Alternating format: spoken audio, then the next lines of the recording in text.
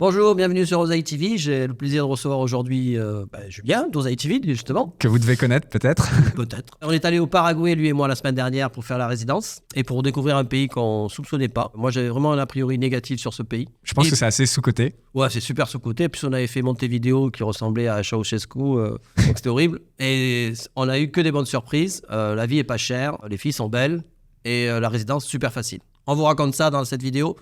À toi, Julien.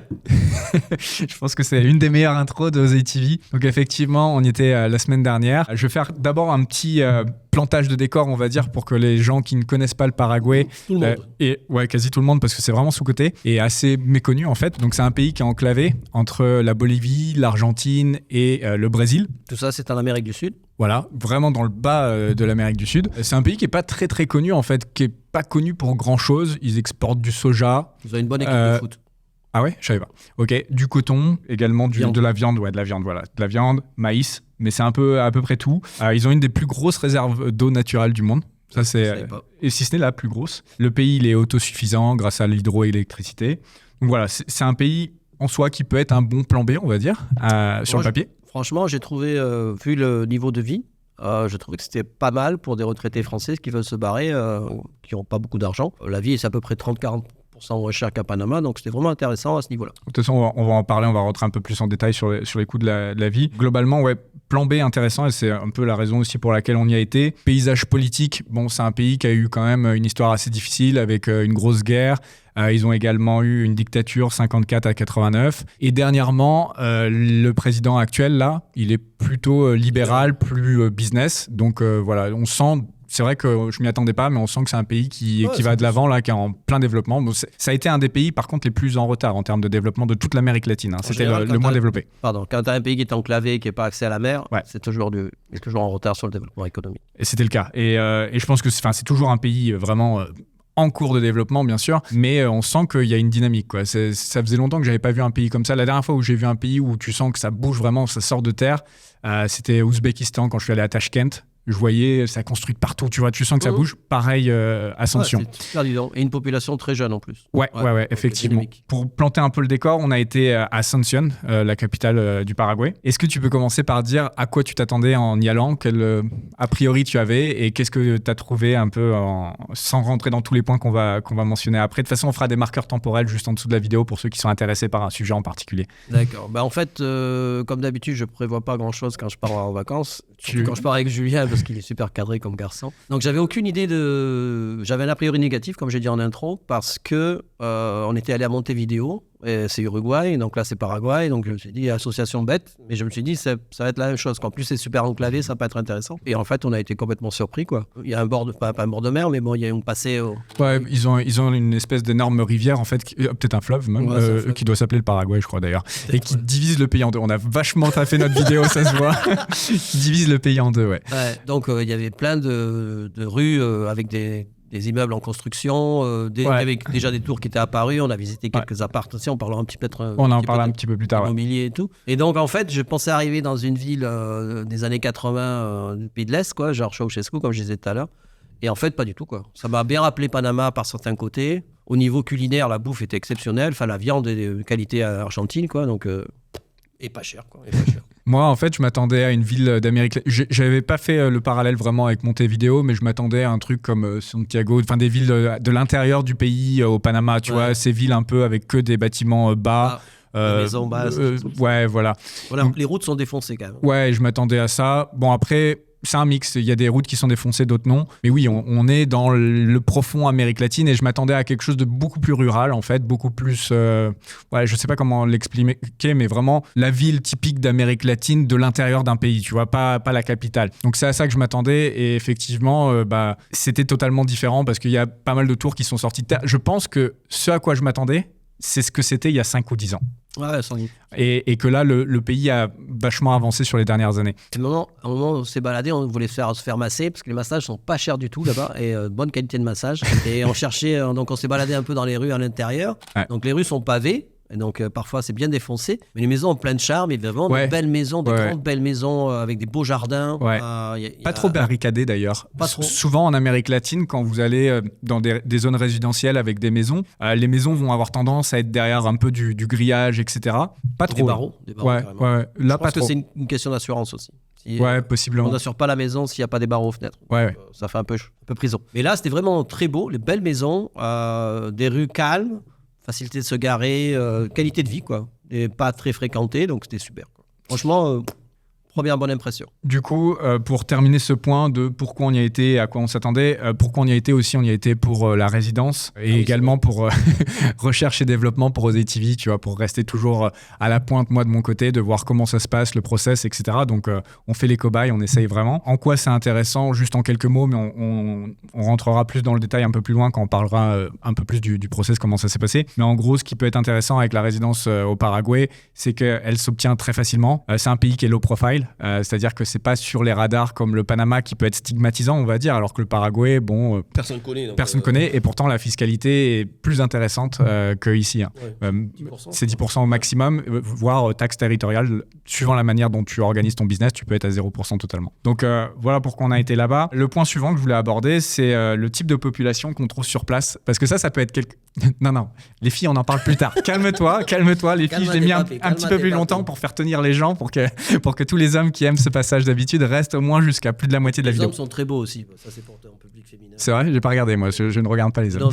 Non, le type de population qui peut être assez intéressant dans le sens où, quand on va en Amérique latine, il y a tu vois, si tu viens par exemple ici, ça va être quand même beaucoup de personnes assez foncées de peau. Enfin, il y a un mixage qui est plus important ici, on va dire, alors que là-bas, c'est quand même très européen au niveau des visages. Ça rappelle l'Argentine un petit peu pour le coup. J'ai lu un petit peu avant de préparer la vidéo. Grosse descendance allemand, italienne, espagnole, Pays-Bas. Un petit peu de latino mixé, mais beaucoup moins de peau foncée finalement. Ici, tu vas voir des gens de couleur de peau noire, très fréquemment, partout. Très peu là-bas. Très peu, quasi pas. Comme en Argentine, à Buenos Aires, t'as presque pas de personnes de couleur de peau noire. Alors que tu pourrais t'y attendre en étant en Amérique latine. Ouais. Mais non. Il y avait un aspect moins européen qu'on avait vu à Buenos Aires. Un peu moins, mais quand même beaucoup plus européen que dès que tu remontes. Panama, ici, on est plus... Pour les gens qui connaissent pas l'Amérique latine, en fait, Panama... J'étais en train de parler quand il m'a coupé. C'est ça que je voulais te dire. Ouais. Panama, c'est plus américain. En bas, c'est plus européen. Ouais. C'est l'Europe. C'est l'Europe qu'on sent là-bas. Et on le sent bien à Asunción. Ouais. Je trouvais que c'était un peu moins européanisé que... Non, Buenos Aires, carrément. Buenos Aires, Mais voilà, on a ce sentiment d'être...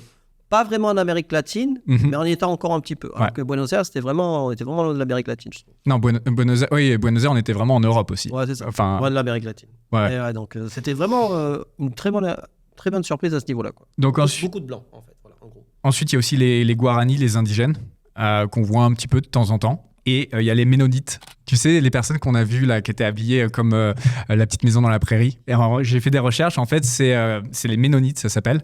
Et c'est des Allemands et des gens du Pays-Bas qui sont venus il y a quasi 500 ans s'installer et qui vivent sans électricité. Comme les Mormons. Ouais, exactement. Ouais. C'est pas exactement la même chose, mais ça y ressemble. Ouais. Et donc, ils vivent dans leur bulle avec leur langue qui est allemand et un peu un mélange d'allemand et espagnol. C'est vrai que dans l'avion, on en a vu là, il y avait cette petite maison dans la prairie. Ouais, même dans la ville, j'en ai vu, moi. Ouais. La langue, l'espagnol et le guarani. Très facile, le guarani. Non, c'est imbitable, impossible de comprendre. Qu'est-ce qu'on avait d'autre à dire? La monnaie locale? Guarani aussi. Ouais.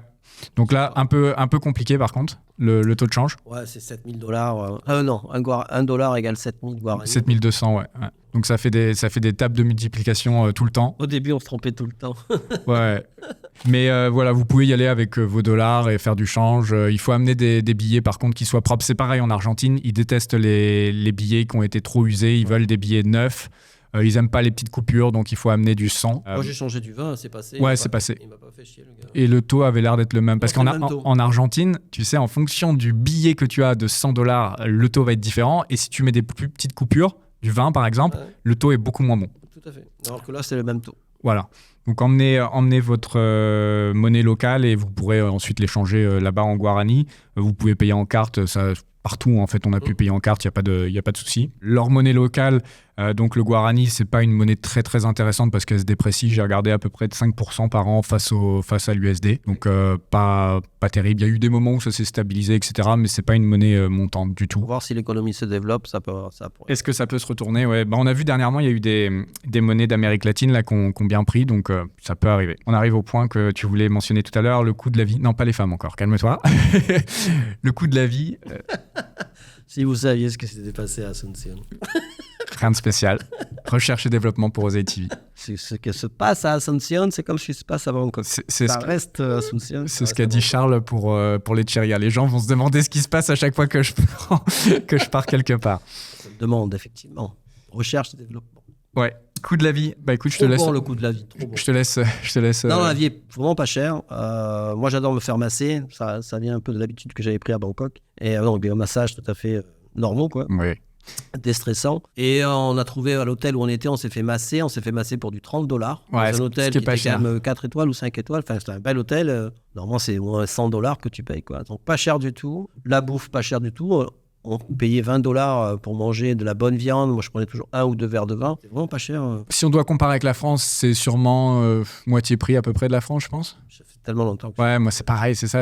Par rapport à Panama, moi, j'estime 30-40%. 30-40%. Ouais, ça, on est d'accord. 30, Panama à France, c'est à peu près pareil. Ouais. Ok. Bon, donc, du coup, 30-40% moins cher. Ouais. C'est vrai qu'on s'adresse quand même à des gens qui sont en Europe, donc il faut qu'on arrive à... Si on compare avec Panama, ils sont pas toujours familiers avec Panama. C'est pour ça que je disais que pour des gens qui veulent s'expatrier, qui ont une petite retraite, c'est super intéressant. Niveau restaurant, ouais, vous avez du mal à vous en sortir pour plus de $25. C'est vraiment dans le top restaurant. C'était dans on a fait que les meilleurs restaurants de la ville, au fait. On était dans la capitale, dans le meilleur quartier de la capitale, et on allait dans les 2 malls qui étaient réputés pour les restos, etc. Donc, c'était vraiment au top, où on devait payer le plus cher, quoi. Ouais, et donc vous arrivez à du $25, ce qui fait peut-être 22 €. On n'a pas trop exploré les petites rues, les choses comme ça. On a mangé 1 ou 2 fois dehors, là, quand on était parti sur un peu le Casco Viejo. Ouais, mais on n'a jamais mangé dans un truc un peu local, boui-boui, non, tu vois. Local boui, tu t'en pour $2, quoi. Ouais, je pense que ça doit vraiment pas être cher. Mais on a mangé dans des trucs qui n'étaient pas top, comme l'endroit où on résidait, là. Et quand on est allé manger vers le Casco, là, le soir, avec le pote, je sais pas comment ça avait fait, mais c'était rien, là. Ouais, je sais plus, mais genre à 3, avec des boissons et tout, vous aviez bu de l'alcool et tout, s'il y en avait pour $60-70. $70, on a mangé à 3, on a fait, je sais pas combien de tournées de sushi, on a au moins 6 litres de bière avec le pote. Franchement, c'est pas cher du tout, quoi. Les courses, on a regardé un petit peu, c'est pareil, c'est pas très cher par rapport... Il y avait des super magasins avec super qualité. Et ça, c'est le truc qui est quand même assez intéressant, c'est que les supermarchés vont être plus similaires à ce qu'on pourrait trouver en Europe, par rapport à nous, ce qu'on a à Panama, qui va être plus similaire à ce qui se trouve aux US. Beaucoup plus de produits qui vont plaire à une clientèle européenne, je pense. Niveau des prix, c'est pareil, je pense que ça doit être au moins 30-40... peut-être 30% moins cher qu'ici, ouais, à peu près. Des bons produits, c'était qualitatif, la présentation était belle, c'était chouette. Ouais, c'était bien gourmet. C'était vraiment de grande taille, le supermarché. On va dire, c'est les un peu Monoprix haut de gamme français. Il y avait ça, quoi. Donc, il y a de la cam. Bar, resto, ok, on a fait le tour un petit peu. Donc, coût de la vie, attendez-vous à quelque chose de pas très cher. Sécurité. On a fait une boîte le premier soir, je crois. Franchement, c'était bon enfant. Il y avait des gens dans la rue, ça a circulé.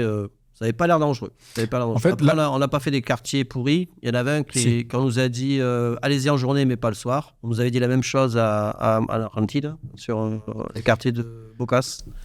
Donc, ça reste l'Amérique du Sud, donc c'est toujours un peu dangereux, l'Amérique du Sud. Je ne pourrais pas vraiment me prononcer sur la sécurité. On n'a pas passé assez de temps là-bas pour vraiment faire un feedback total sur la sécurité, mais ce que j'ai ressenti, c'est que dans la vieille ville, donc ce que tu vas appeler tout à l'heure le Casco, ça peut craindre. Vraiment, le soir, je sens... Ah oui, c'est vrai.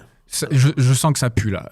T'es à 1h du matin, ça peut être très moyen. Moi, je suis d'origine de Marseille, d'accord ? Lui, il est de Paris. Donc, un mec dans la rue qui partait comme ça, Julien est plus impressionné que moi. Non. Franchement... Il n'était pas dangereux, le mec. C'est pas de ça que je parlais. Non, c'était plus électrique, tu vois. Même quand je suis allé un petit peu plus loin tout seul, je me suis baladé. Chanter les gens, c'était un peu bizarre, tu vois. C'était pas, non, tu sentais les gens bourrés et tout.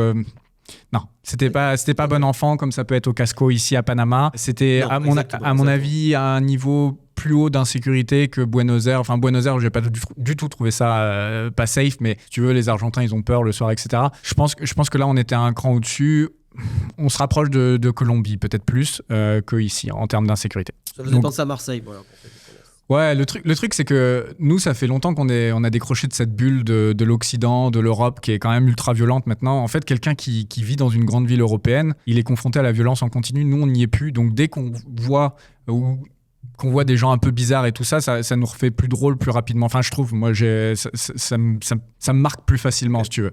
Moi, Donc, ça m'a pas vraiment impressionné le quartier qu'on a visité le soir, là. Mais effectivement, ça respirait. si t'es en solo à minuit... Ça faisait pas famille. Non, c'est pas bon enfant. C'était plutôt des mecs qui se donnaient, des filles qui se donnaient, des choses comme ça. Mais ça faisait pas sortie familiale qu'on a pu voir en Argentine ou tu peux voir dans certains pays. Donc mais ça, c'est la vieille ville. Et nous, on était, par contre, c'était le quartier Villa Mora, c'est ça ouais, à côté des shopping Del Sol et Galleria. Là, pour le coup, c'est la zone vraiment riche. Alors là, tu te balades de jour comme de nuit, il se passe rien, il y a vraiment rien. Donc c'est un peu comme partout dans le monde, il y a des quartiers où il faut pas aller, etc.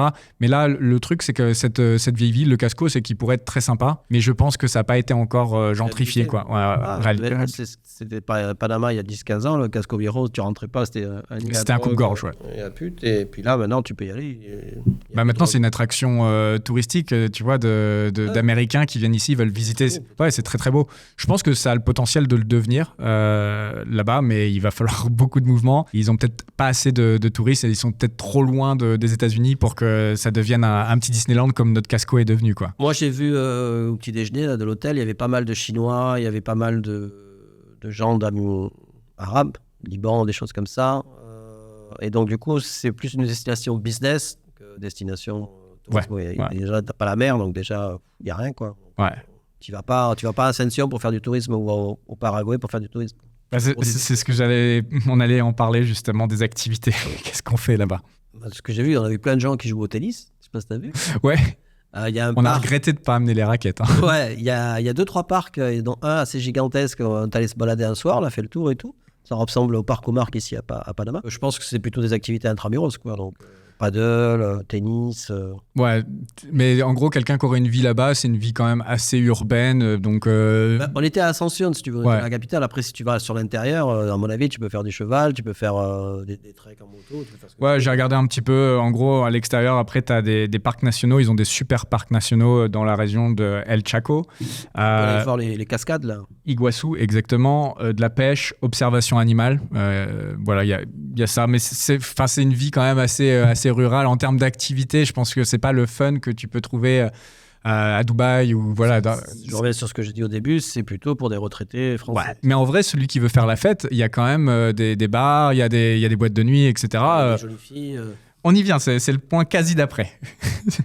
Mais ouais, c'est en gros une vie urbaine peu développée, on va dire, en termes d'activité. De ce qu'on a vu, ouais, pour l'instant, on n'a pas vu grand-chose. Mais on a fait une semaine, mais franchement, une semaine, on l'avait passé. Ouais, mais en termes de culture, de choses comme ça, il n'y a rien, quoi. T'as cherché le musée sur toi? Oui, j'ai regardé, rien. J'ai pas cherché. Il n'y a rien. Non, il n'y a rien. Ça vaut même pas notre temps, quoi, d'aller dans les endroits. Non. Donc, ouais, c'est un peu une vie entre, voilà, si tu as ton petit appartement, tu travailles chez toi tranquillement. Si tu aimes un peu aller en extérieur, bah, après, tu aurais des parcs, des randonnées, etc. Pas très loin, en fait, de la ville. Hein. Et puis, voilà, ce serait quand même assez rural, pêche, observation d'animal, des choses comme ça en termes d'activité, mais pas très fun à la Dubaï. Tu vois, tu vas pas louer des Ferrari et faire du jet ski, des trucs comme ça. Ouais, ça serait dur, ça serait très dur. Le point d'après, nourriture. Donc tout à l'heure, tu as déjà dit que c'était très très bon. Moi, je voudrais quand même ajouter un truc, c'est que c'est quand même assez limité les cartes. C'est tout le temps viande. Quasi que de la viande, et il n'y a que un poisson. On parlait pas des filles? Non, c'est après. Non, il n'y a que un poisson, à chaque fois c'est du saumon. Et on a trouvé un tilapia à un moment. Ouais. On proposait tilapia, mais on l'a pas un poisson de rivière, c'est un poisson de rivière, c'est ça? Très, très pollué, je crois. Un peu genre carpe, ou ça doit pas être très très bon. On mange un peu tout. Ouais, donc bref. Très peu de choix pour quelqu'un qui mangerait des choses un peu plus light, diète. Dans les supermarchés, tu trouvais du poisson, des poissons congelés. Je ferais un b-roll là. L'étal du poisson, il y avait 3 poissons dans la glace, c'était affreux. Et après, il y avait un bloc de poissons congelés. Tu t'adaptes au pays, quoi. Donc oui, bah après, c'est un pays où il n'y a pas de mer, donc forcément. Mais du coup, pour quelqu'un que ce serait important de varier son alimentation, moi, je t'avouerais qu'au bout d'une semaine, j'en avais marre de bouffer de la viande, tu vois. Et ça manquait. C'était limité, c'est vrai. Ça manquait. Donc ça, c'est quelque chose que je voulais mentionner. Après, dans les supermarchés, celui qui voudrait, il arriverait avec du poisson surgelé, comme tu viens de dire. Il y avait un peu de cam. Il y avait de la cam. Les femmes. On n'a rien vu. On n'a rien vu, on n'a rien fait. C'était pas nous. Déjà, on peut peut-être partager l'anecdote du ratio homme-femme. Ah oui. C'est plus le cas maintenant. Il y a un ratio très intéressant qui était dû malheureusement à une guerre.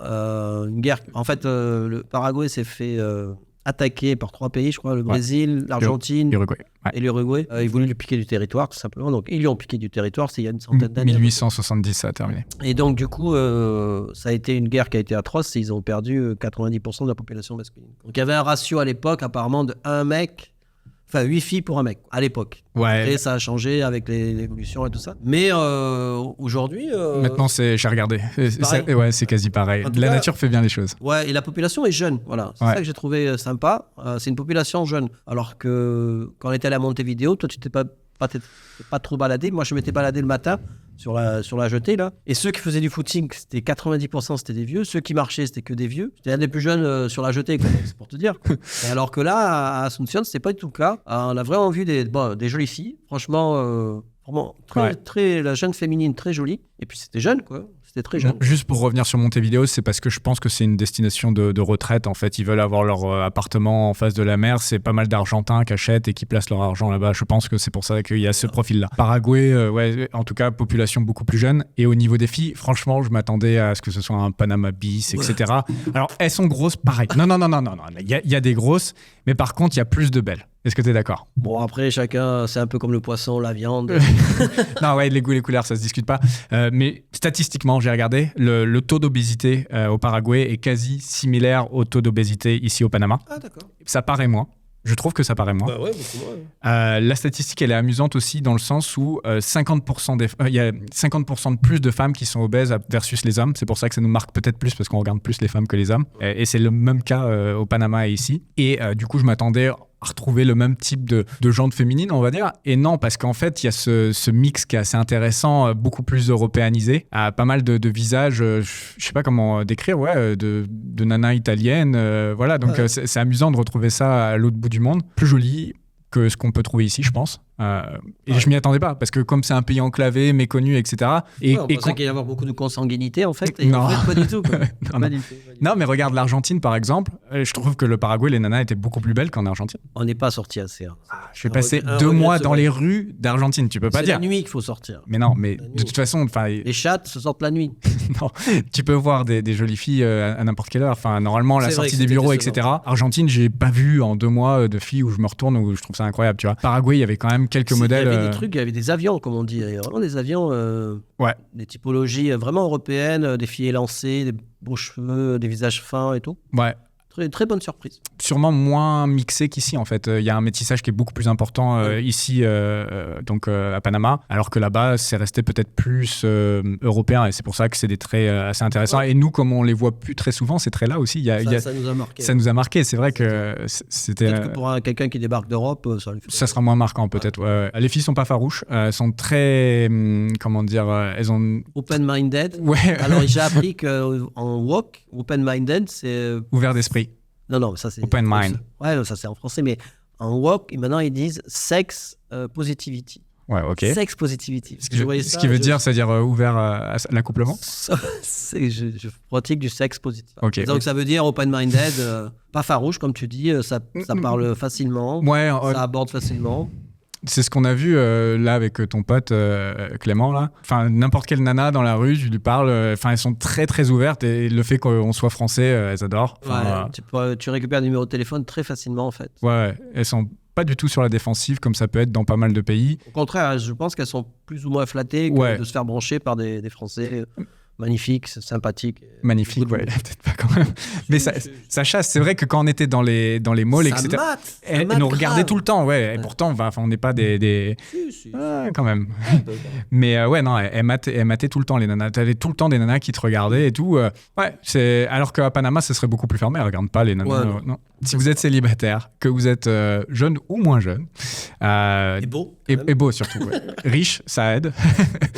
Destination très très sympa. Que j'aurais pas cru. J'aurais vraiment pas cru. Une petite semaine de temps en temps, ça peut être très sympa. Ouais, ou même à vivre. On va parler du sérieux maintenant, parce que c'est un peu pour ça qu'on y a été, au-delà des femmes. Je te laisse. Obtention de la résidence. Donc, les avantages, on l'a dit, pas cher. Pas cher. C'est pas cher. C'est pas cher. C'est rapide. c'est donné.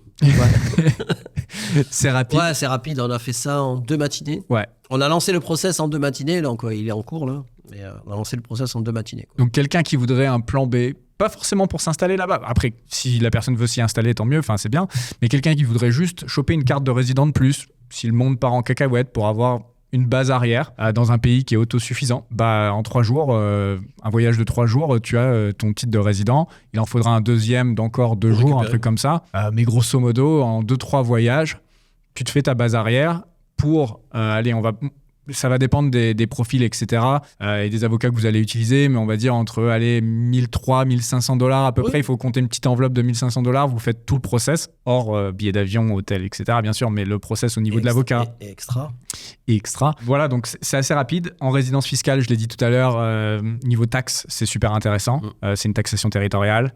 Donc, suivant comment vous configurez votre business, possiblement, vous pouvez être à 0%. Sinon, au pire, vous serez à 10%. C'est plutôt sympa. Et c'est correct. 10%, c'est correct, je trouve. Payer 10% d'impôts dans un pays où tu vis, ça te fait participer, c'est bien, quoi. Ouais. Après, taper 30, 40, 50, 60%, pour moi, c'est du racket. Surtout quand on te donne normal. En face de la violence, De quoi tu parles?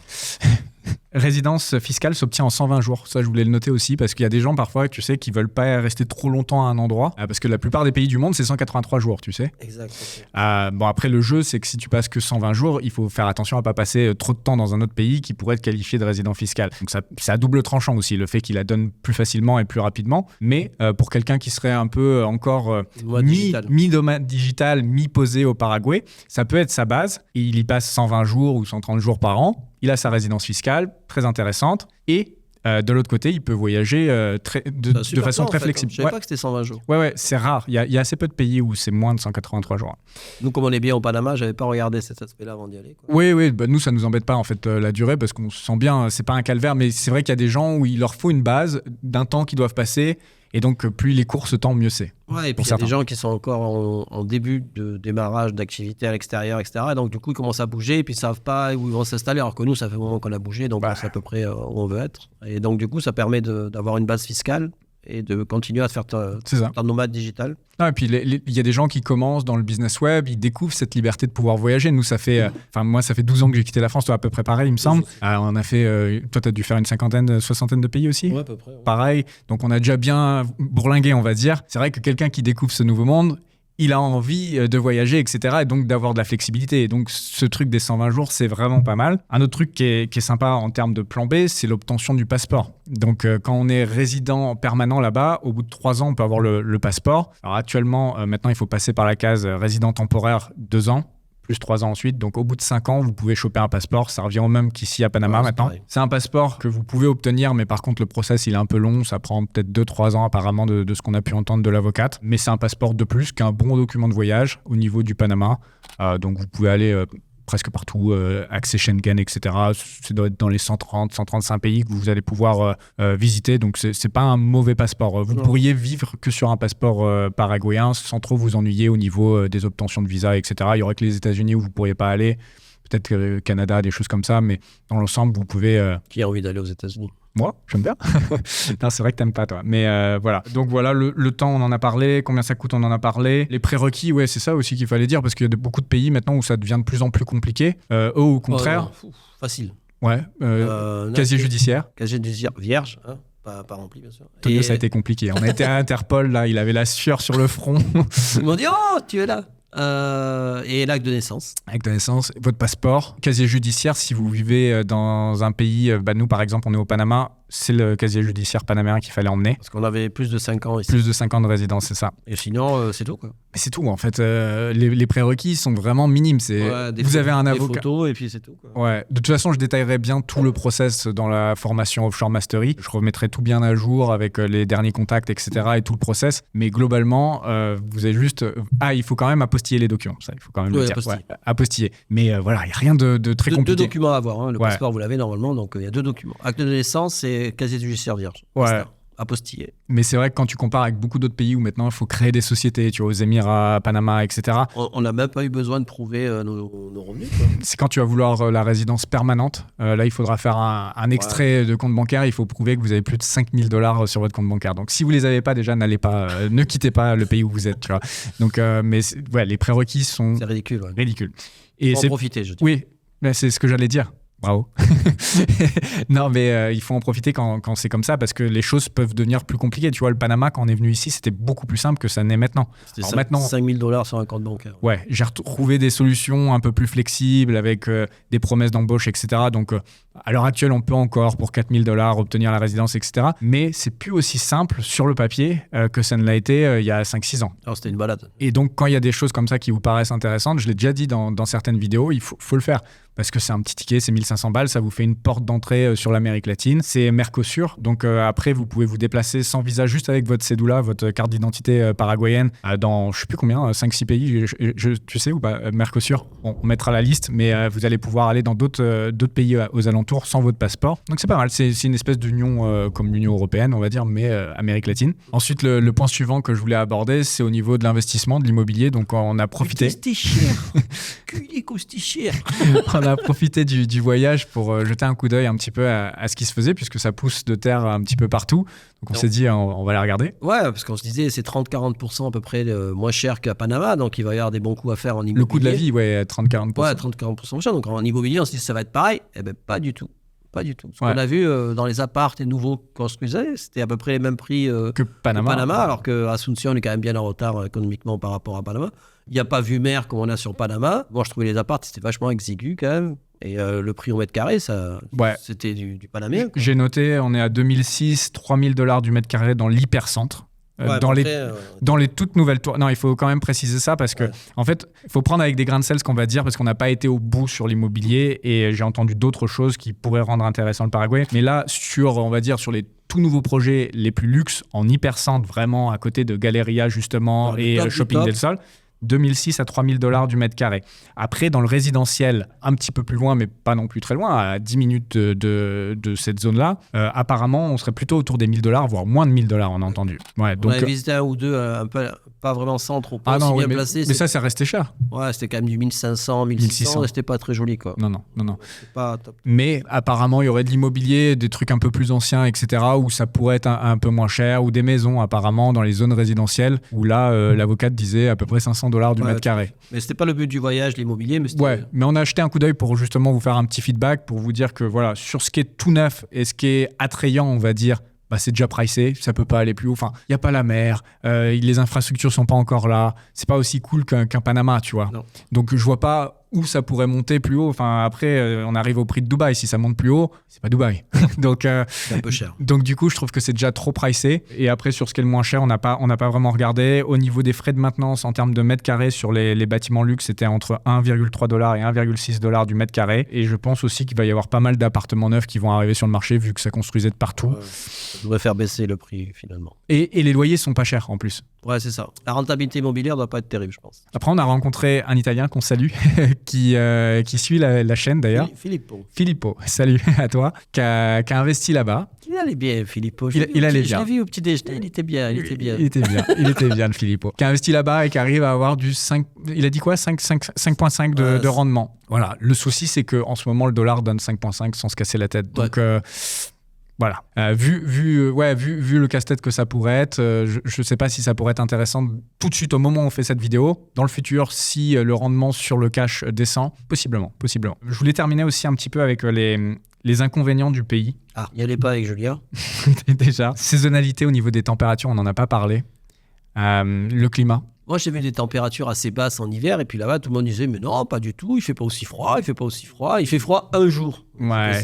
C'est un climat qui est subtropical, tropical, mais de ce que j'ai pu entendre quand même, ça peut descendre jusqu'à 5 degrés l'hiver. Après, ils disent que c'est une seule journée. L'avocate, elle a quand même dit, j'ai allumé ma cheminée. Une cheminée à Panama, ça n'existe pas en fait. Il n'y a pas de cheminée à Panama. Donc peut-être certaines maisons, peut-être dans l'intérieur du pays, dans les montagnes où il fait un peu plus froid, mais sinon, ça n'existe pas. Déjà, le fait qu'elle ait une cheminée, ça m'a indiqué que quand même, les températures pouvaient descendre. Et je pense que les gens gens qui vivent dans un environnement se rendent pas toujours compte de ce qui est chaud ou froid, et peut-être qu'il y a plein de gens, surtout ceux qui nous regardent de France, quand il fait 18-20, pour eux c'est pas froid. Nous, quand il fait 18-20, ça caille, quoi.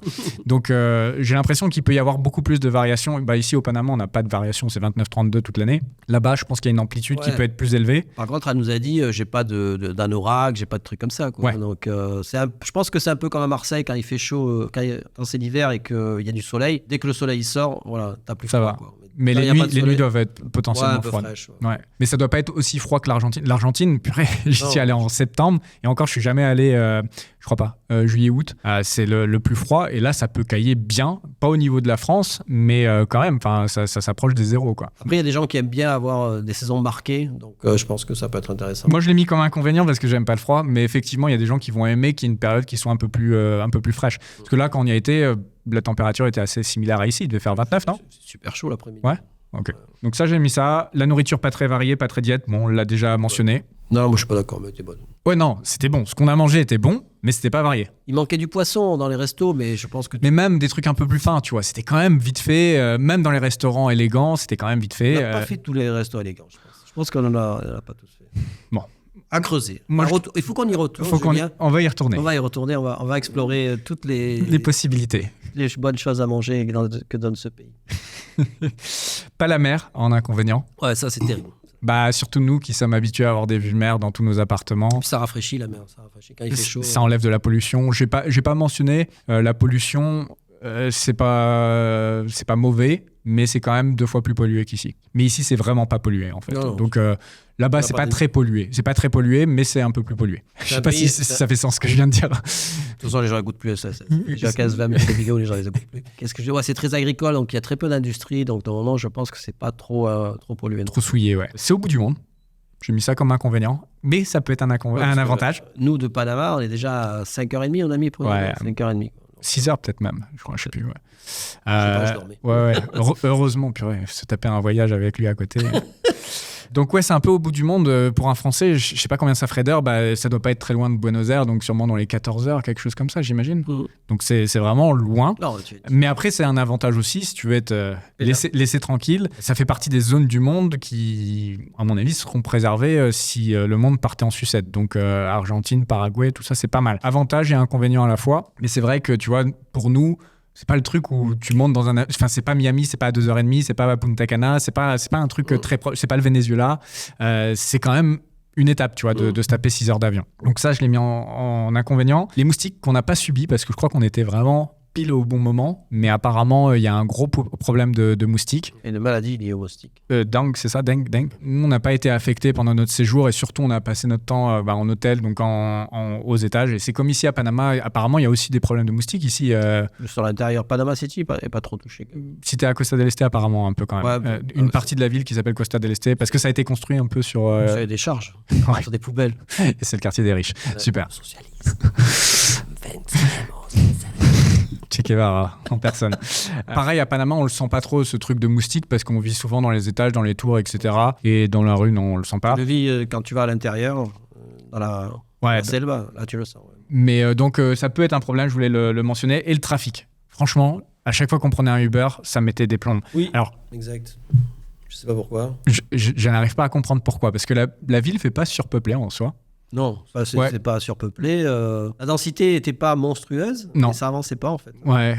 Est-ce que c'est parce que Uber est pas très développé et qu'on a cette impression parce que déjà on attendait presque 10 minutes à chaque fois un Uber, alors qu'à Panama tu commandes un Uber, il est là dans 1 à 2 minutes. Les voitures, c'était des épaves souvent. Je prenais les Uber Confort plus, c'était des voitures... Des épaves moins.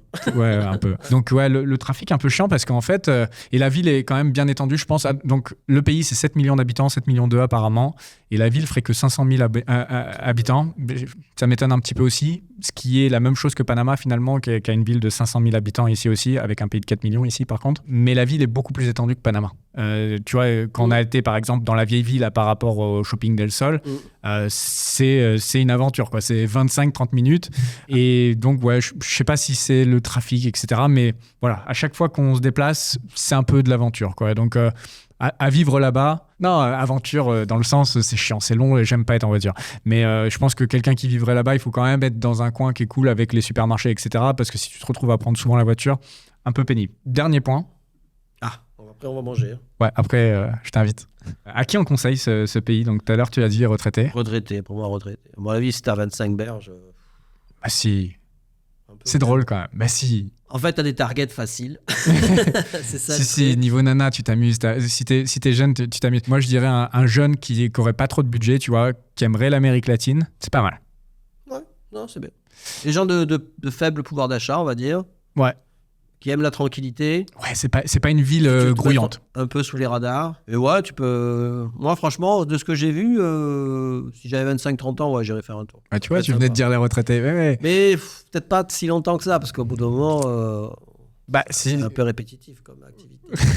Mais il y a vraiment des nanas en masse, si on compare avec pas mal d'autres pays d'Amérique latine, et de bonne qualité. Si tu veux donc, des nanas, il vaut mieux que tu ailles en Biélorussie, par exemple. Ah oui, non, mais voilà. oui, mais quelqu'un qui aimerait les nanas du Paraguay aimerait pas forcément en Biélorussie. Enfin, ce serait peut-être un peu différent. Donc, avec des nanas, il y en a plein aussi, mais plein et pas tant que ça non plus, où c'est aussi peu farouche. C'est parce qu'on a beaucoup voyagé. Ouais. Non, je pense qu'un jeune, ça peut être sympa. Quelqu'un qui veut son plan B. On le conseille aussi à quelqu'un qui n'irait pas y vivre, en fait, qui veut juste avoir une carte de résident. Je pense que c'est une bonne option. Quelqu'un, en fait, qui a pas un énorme budget, mais qui veut directement réduire son imposition, c'est une bonne option. Tu vois, il y a pas mal de gens qui sont un peu allergiques à la fiscalité, à l'administration en France, par exemple. Quelqu'un qui veut limiter très rapidement et pour pas cher tout ça, Paraguay, c'est une option, tu vois, parce que c'est vrai que dans les options habituelles, tu vois, tu parles du Hong Kong, du Singapour, du Dubaï, etc., Panama, il faut de l'oseille pour vivre ici, tu vois. Alors que quelqu'un qui commencerait, il pourrait commencer un business directement à très faible imposition au Paraguay. Après, il n'aura pas le fun d'un Singapour, d'un Hong Kong, d'un Dubaï et même d'un Panama dans une plus faible mesure. Mais voilà, je pense que c'est ville pas chère, calme pour bosser, c'est ce que j'avais noté. Ça peut être bien quelqu'un qui est en phase de croissance et en plus il aura des nanas sympas et de la bonne viande. Parfait. C'est le mot de la fin, non? Resto. Ouais, non, il faut quand même qu'on fasse une petite outro. Pour ceux qui voudraient te retrouver, où est-ce qu'on peut en apprendre plus sur toi? Moi, je suis un auteur sur Esprit Argent, mais je suis essentiellement sur Twitter en ce moment. Voilà, donc je publie de temps en temps, je parle un peu économie, un peu devise, un peu expat, un peu tout. Je partage un peu ce que j'aime sur Twitter. Antoine Capitan sur Twitter. On mettra le lien de toute façon juste en dessous et vers tous tes réseaux, comme tu fais des vidéos de temps en temps aussi sur Esprit Argent. Mais je crois que tu en fais plus sur Oseille TV maintenant que sur Esprit Argent.